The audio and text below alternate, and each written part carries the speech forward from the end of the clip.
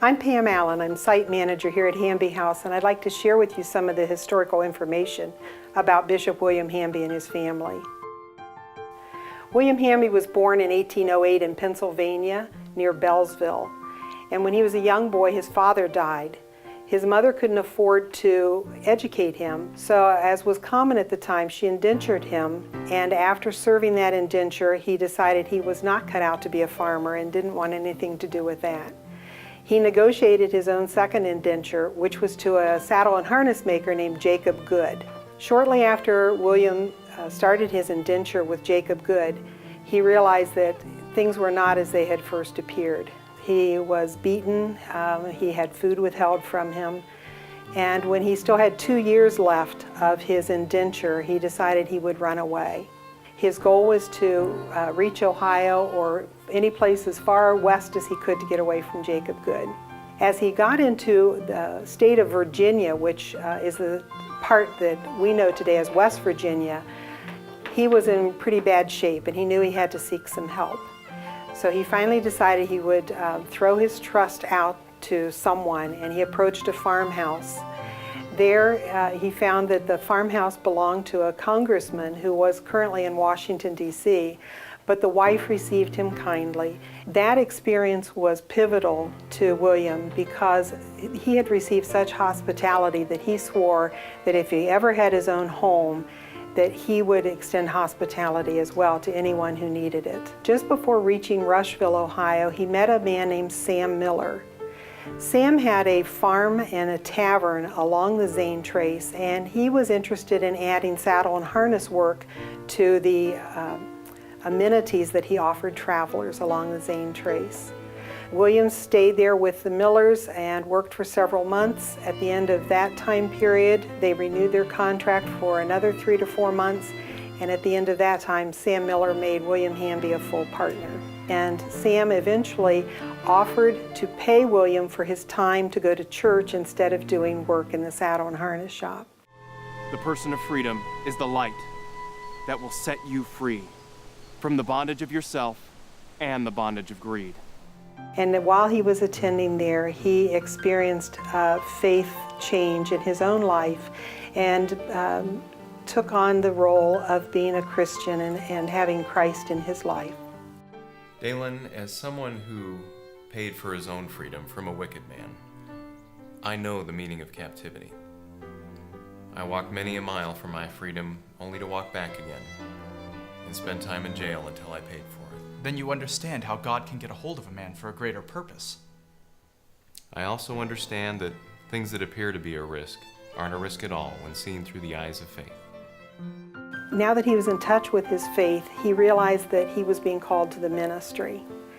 This only presented a problem because he was in love with Ann Miller, and in previous conversations she had said that she never wanted to marry a minister.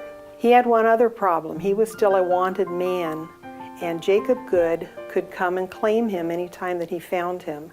And under the laws of Pennsylvania at the time, William still had the same status as a runaway slave, and he could be bound in chains and taken back and treated any way that Jacob Good felt he wanted to treat him.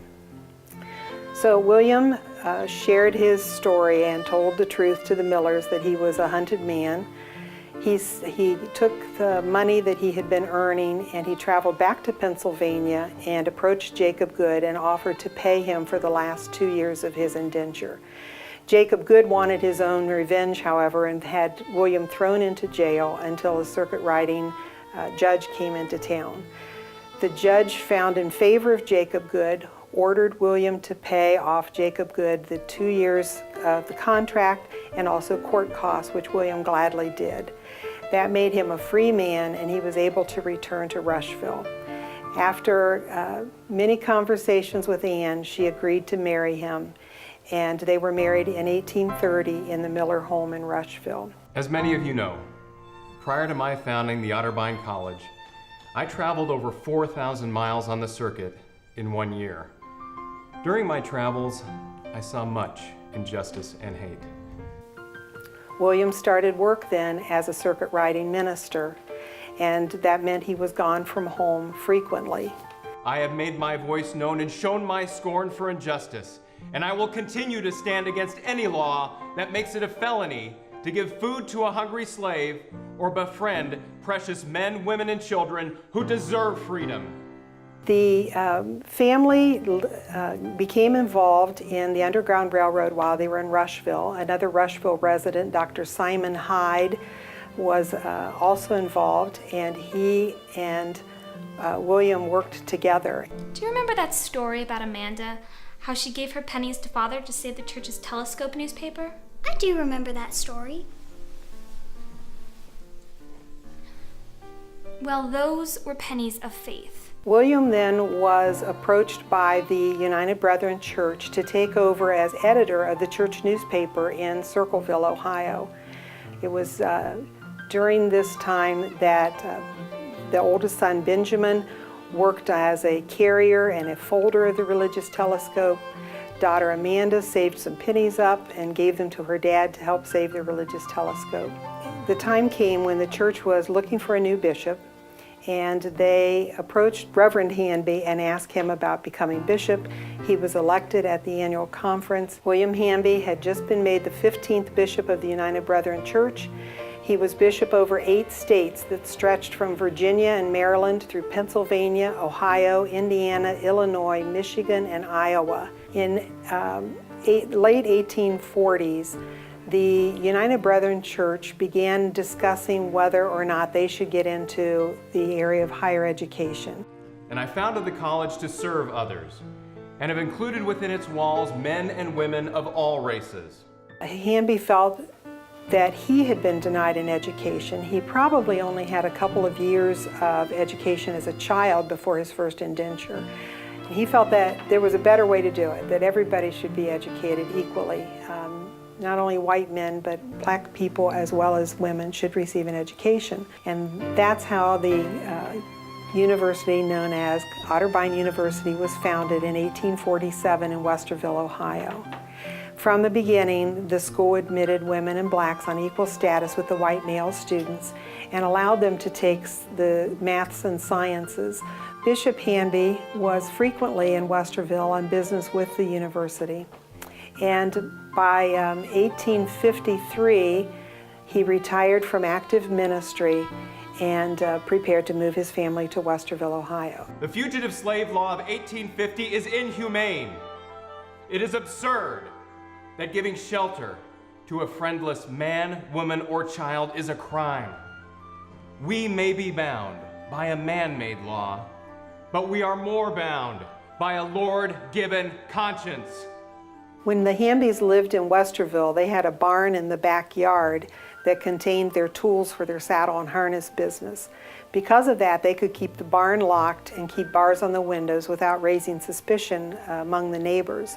That made it a safe place to keep the runaway slaves. Whenever possible, Bishop liked to have the slaves into the house for a hot meal and a prayer service before they went on. Our family has helped so many. God is pleased, and we've never compromised. And I know you'll always have to fight for something.